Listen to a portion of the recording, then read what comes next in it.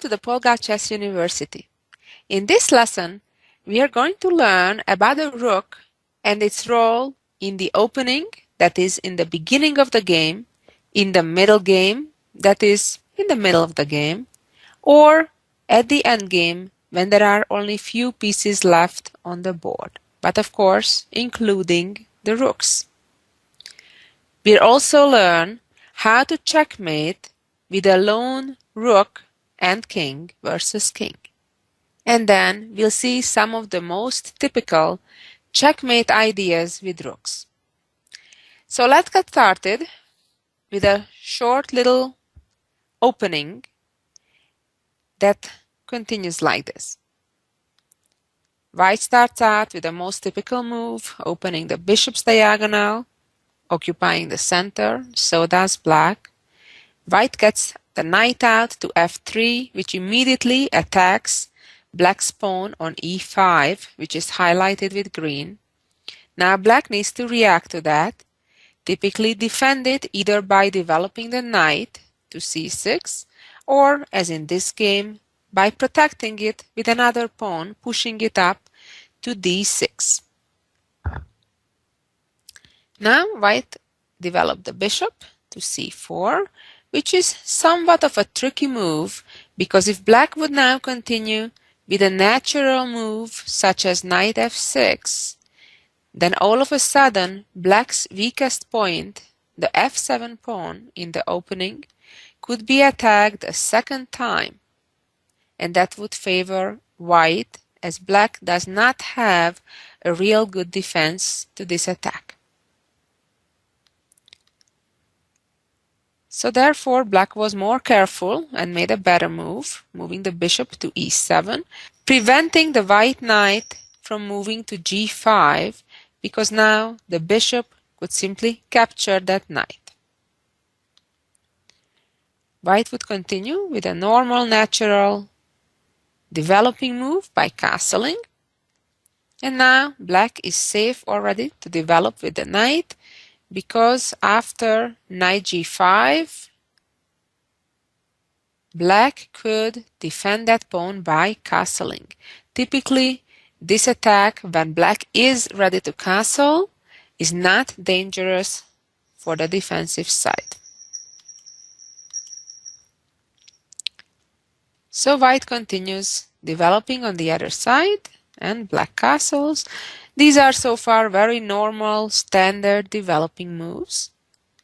d3, knight c6, h3, another common type of move, preventing the black bishop from coming to g4, which could at times be unpleasant, creating a pin over white's knight.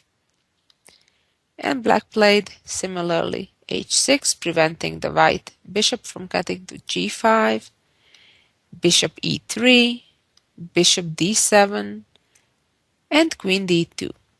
Well, I really didn't mean to talk too much about this opening phase of the game, but what we're trying to focus in this lesson is the rook. And I just wanted to mention some things about the rook's role in the beginning stage of a chess game. Well, typically they do not have much of a participation. The goal is to castle, so the rook from the corner in one move, while the king gets to safety, the rook on the other hand jumps over and gets kind of into the game. However, a very important thing to remember about rooks is that the rooks are really most useful on open files. But what are open files? Open files are considered files where a rook does not have a pawn in front of it. So in this position, therefore, there are no open files yet. As you can see also, white, with the last move, moving the queen up to d2, connected the two rooks. It's important when the fight for the open files eventually begins. At this stage of the game, usually the next game plan is, considering that white has developed all the minor pieces, Both bishops, both knights have moved, developed, in fact in a good way, controlling central squares. White has castled, the two rooks are developed. Typically the next goal is to open a file. Opening a file means that a pair of pawns disappears from one of the files. So for example, if black, let's say, makes a random move, right, like a6. Whenever white will be ready to play d4, that's an attempt to open a file, because that's an offer to exchange a pair of pawns. So usually that's the next game plan. After we develop our pieces, after we castle, we try to open a file, meaning trade a pair of pawns. Why? So our rooks can be more involved in the game, be more active. Okay, let's move on to a next example. And here we are. This is a game that actually I played against a Spanish international master Iseta many years ago. And we reached this position with white to move. I had the white pieces in this game. And here, as we can see, both sides are in a progress of developing. And black already initiated to open a file. I played bishop e2, preparing for the possibility that my opponent may trade the pawns on d5, which he did, and after I recapture with my pawn, there is an open file. And I wanted to make sure my opponent does not get to move his rook to e8 and check my king, which it would be if my bishop weren't on e2, because that could cause me difficulties in keeping the right to castle. Remember, when a king has to move, then that side loses the right to castle for the rest of the game. So you want to make sure, as long as there are many pieces on the board, and especially queens, you want to maintain that right, that is to castle. In fact, you'd want to make that happen as soon as you can. So therefore, I wanted to have my bishop on e2. So if the black rook comes to e8, then I would be ready to castle. And that's what my opponent should have done, put the rook on e8. But he played differently, developed with the knight to d7, and I played bishop f4, trying to keep my opponent busy by attacking the pawn on d6. Now, he needs to defend it, otherwise I'll capture it. And he moved the queen to e7. Honestly, I do not like this move. Typically, queens are not very well positioned on open files where it can be attacked by a rook. It's true that in this moment, white cannot attack the queen yet with a rook, but soon that can be a very realistic threat. Let's see a few more moves of the game. I castled, and my opponent played knight to e8, putting another defender on the d6 pawn, as well as opening the diagonal of the bishop. And now I put my rook on the only open file to e1, creating a potential threat with a discovery.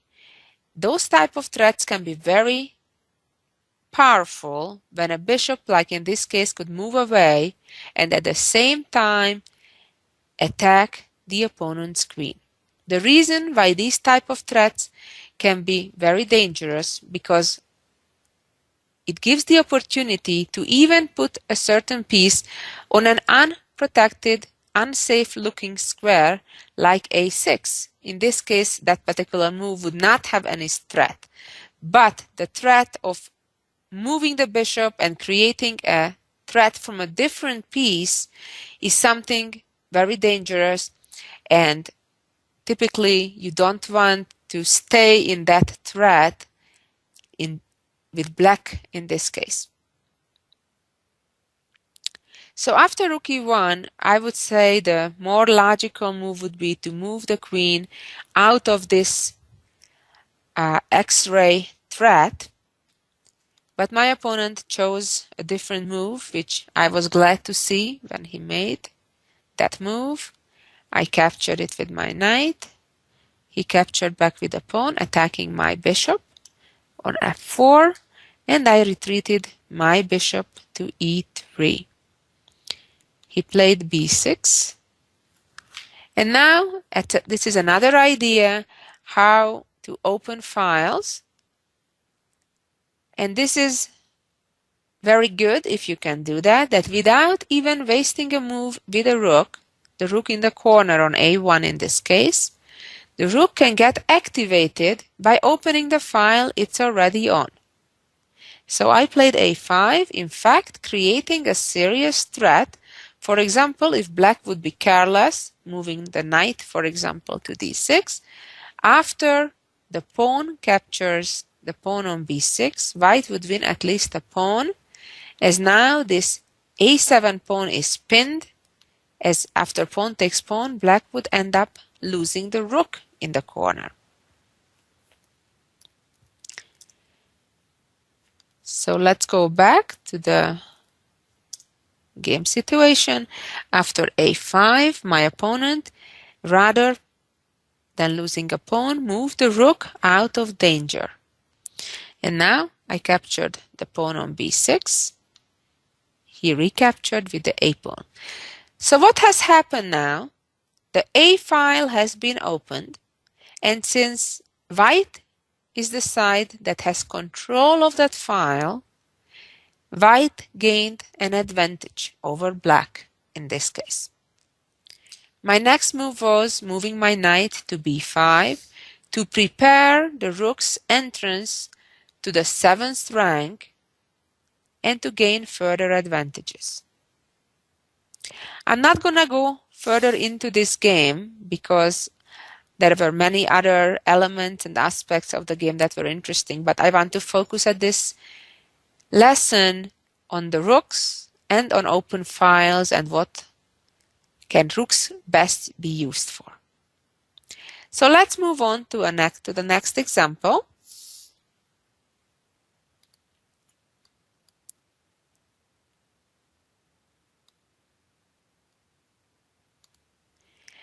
And now let's talk a little bit about the rook's involvement in an endgame. Well, we see a kind of a symmetrical looking position, at least as of the pawn structure. And here it's quite important that, first of all, white's bishop is more active than its counterpart of black's on c8, because white is targeting that pawn on b7. So the white bishop is attacking while black is defending. So it's generally better to be on the offensive, on the attack, and it's a disadvantage when the other side needs to be on the defensive. However, here the other problem that black has is that white can very quickly occupy the open files. In this position, we see 3 open files. The C, the D, and the E files. All 3 are open files, completely open. Black's problem is that the rook in the corner on A8 has serious difficulty in getting into the game because the black bishop is busy guarding the pawn on B7 and therefore is locking the rook in the corner. Black, let's say, can play rook d8 to occupy also an open file. And now white can occupy a second open file. Now black is busy being on the defensive because, for example, if black would try to enter into white's territory and attack the pawn on b2, then immediately white would be ready to check with the rook on e8 and on the following move capture the bishop on c8. A better move is to play king f8, preventing white's rook from coming to e7. And then one of the main ideas of occupying open files is to create a battery between two rooks of the same color on the 7th rank. That's typically quite dangerous because usually black, when it comes to the 7th rank, or white, if it would be on the other side, the 2nd rank, white would be trying to double two rooks on the 7th rank and target these pawns that black has there. This move, white's last move, also attacks the pawn on b7, and after black defends it, white is right away ready to come in with a second rook and attack black's pawn on f7. Black is in serious difficulties and cannot avoid losing at least one pawn to start with. And let's move on to our next example. This is another endgame with all rooks and a pair of bishops in addition to the pawns on the board. And here black seems to do a little better because it's true that the white rook is on the open file, but so is its black counterpart. It would be a mistake here for white to trade rooks, because then after black recaptures, in fact, black is the one that has control of the open file, as the white rook now is not recommended by no means to move to d1, as black would simply win a rook. So in the starting position, it seems to be that there is a balance. Neither side has control, or rather both sides have equal control of that open file. And here I'll show you a trick, what can be done to gain control of an open file. The way to do it is to try to chase away the opponent's rook from the open file in order for us to keep the control. Now, if the rook moves away, then we're ready to enter at one of the entry points along that open file that we have control of. Typically, it's best to get to the 7th rank, assuming that there is no other tactical danger, and start attacking the opponent's pawns on the 7th rank. And what happens if black trades? Well, we just recapture, and then there's nothing black can do in this situation to stop again from the white rook entering to the 7th rank.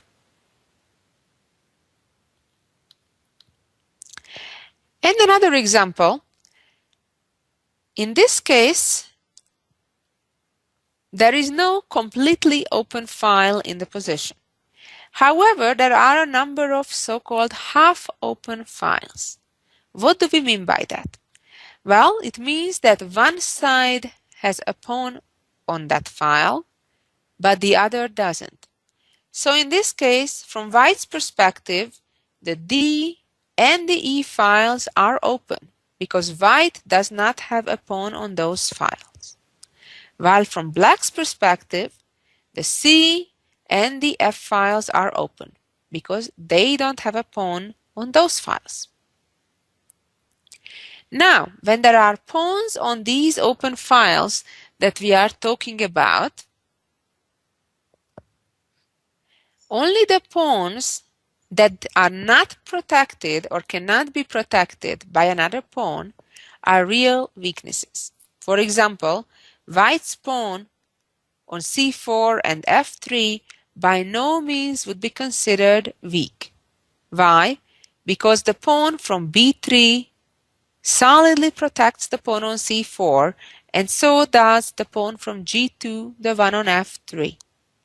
Even if black puts multiple pressure on these pawns with two rooks and a knight, or even potentially more pieces, these pawns are safely defended. And if another enemy pawn would attack it, let's say black pushing the d6 pawn up to d5, that would only offer a trade, and in reality would not be a major threat to those pawns. But in this case, it's white's turn, and black has a serious weakness on d6. It's a called backward pawn that can be targeted, especially because it is on a half-open file.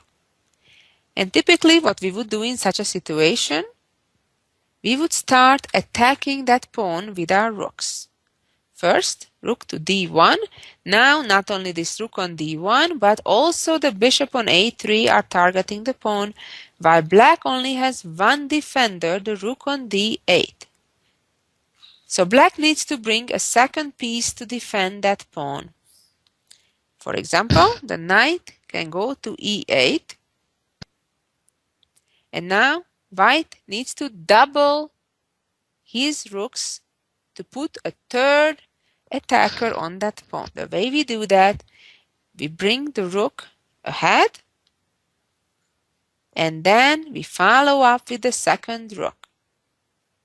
So now if black kind of ignores what's going on, let's say moves the king to g8, white could safely capture the pawn, because after knight captures and rook captures, the rook from d1 also is actively targeting that d6 square, and white would have won a pawn. Let's go back. After rook d1, knight e8, rook d5, rook c8, and rook f to d1. What if black protects that pawn with a rook?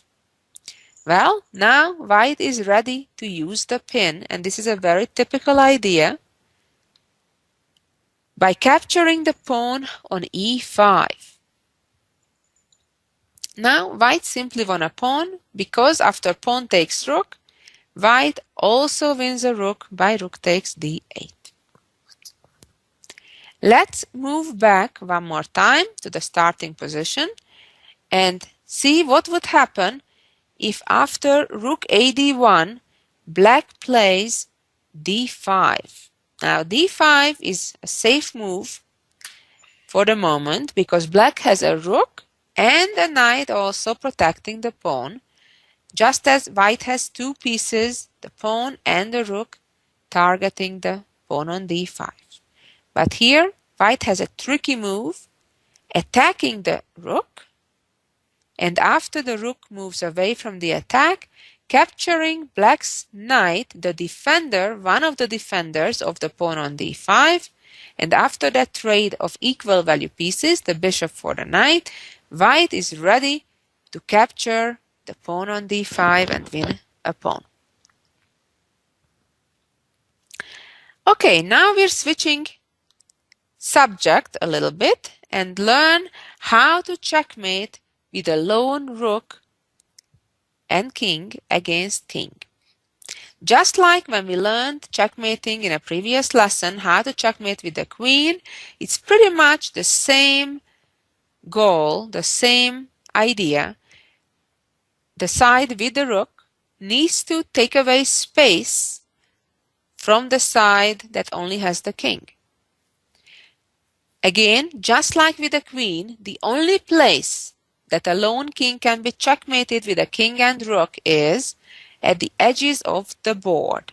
That is on the 8th rank, on the H file, the 1st rank, or the A file. Only on one of those squares highlighted with the yellow arrows, only there the king can be checkmated with only these three pieces on the chessboard. So again, the task is to force the king to one of those squares. The big difference between trying to checkmate with a queen and king compared to trying to checkmate with a king and rook is that in this case, we need our king's involvement right away. Without the help of our king, it is impossible to checkmate the king with only a rook. So here is, for example, a way to accomplish our goal. We need to bring our king closer to the opponent's king. King e5, and now, just like with the queen, we're trying to take space away from the opponent's king. By playing rook to d1, the black king no longer can cross through the d file. After king f5, white has two good ways now, either by playing rook e1, taking away more space, or another way to accomplish the same, pushing the king down rather than towards the right side of the board, is by giving a check on d5. Now after king e6, we have to be careful. Our rook is under attack. Obviously, we need to either move the rook or, even better, bring our king closer by protecting the rook, taking more space away from black. Black has to move, and now we can further limit the black's king's mobility. King g6, and we can further limit the king's mobility. Of course, it's extremely important to make sure our rook is on a protected square. King g7 and king e5, king g6, king e6, king g7, and now again we have an option either to move the rook to f6, taking away more space from the black king, or give the check. King h6, king f6, king h7, check, king g8, and very typical for king and rook endgames that when the king is already at the edge of the board, almost checkmated, then we need to make a little waiting move, such as almost anywhere along the h file, rook h3, and black is in a situation where they must make a move that's worsening their position. If they could stay on g8, black would be in good shape. They cannot. They must move their king to the only legal square f8, which allows the checkmate with the rook. I suggest you practice with a friend or with a computer how to checkmate king and rook versus a king to be real comfortable with it if you ever get it in a tournament game or even a friendly game. And now finally, I'd like to share with you some typical basic checkmate ideas with the rook. Here is an example when the rook is collaborating with the bishop. Try to figure out where is the checkmate. It's a one-move checkmate. And the answer is moving the rook up thanks to the bishop protecting that square. Black is in checkmate. In our next example, the collaboration is between white's rook and knight. Try to figure out the solution again. And here, the correct answer is rook captures pawn on a7 checkmate. Again, very important, the knight protects the rook as well as the b8 escape square of black king. Here, the collaboration is between two of the white rooks. A very typical checkmate. Try to figure it out again. The answer is rook from c7 to g7. Again, black is in checkmate. Now, this is a different situation. Here, white cannot checkmate in one move, but hopefully, learning from the previous example, you can figure out how can white checkmate in two moves. Well, if you found check forcing the black king here and then the other rook to g7, you learned the pattern. Good job.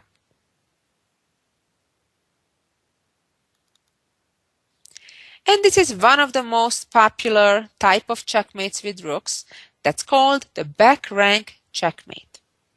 This is a checkmate when the losing side, suffers from the fact that there is no ninth rank. And the checkmate is rook to c8, and the king cannot go up because there are no further lines there, and cannot go ahead because of his own pawns. Remember the back rank checkmate. That's why typically throughout the beginning and the middle of the game, it's useful to keep your rooks right there on the back rank to avoid these type of checkmates.